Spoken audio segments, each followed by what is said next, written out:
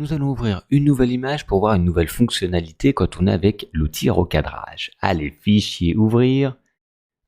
Pardon, il faut juste que je valide ma transformation. Fichier, ouvrir. Et là, vous avez une deuxième image qui s'appelle horizon copier avec l'horizon qui est un peu tordu. C'est fait exprès. Donc, voilà, je vais zoomer un petit peu. Ce qui se passe, ça se peut que vous preniez une photo, donc l'horizon c'est parce que c'est le plus facile ici à comprendre, mais ça peut être n'importe quel élément, où vous vous rendez compte que finalement l'inclinaison de la ligne d'horizon, que ce soit sur un paysage ou sur ici la mer, n'est pas bien faite. Donc on pourrait tout simplement le faire aussi à vue en faisant la rotation, Commande T comme on a vu et faire la rotation, mais si on prend l'outil de recadrage, on voit le mot ici désincliner.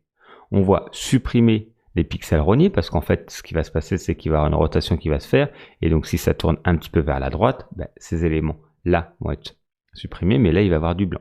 Et on peut également faire contenu pris en compte. Comme ça, je vais vous montrer la différence, ça va combler le trou qui est ici. Désincliner, et j'ai tout simplement besoin de cliquer sur mon début et sur la fin de mon horizon. Vous voyez, il y a un petit angle, là ils me disent qu'il est de 2,3. Si je lâche, automatiquement il va recalculer pour que ça soit bien horizontal. Et vous voyez, l'inconvénient, c'est qu'il a mangé une grosse partie parce que sinon il va avoir du blanc. Donc je peux faire valider, mais mon image est plus petite qu'au départ. En tout cas, l'horizon est bien fait. Allez, commande Z.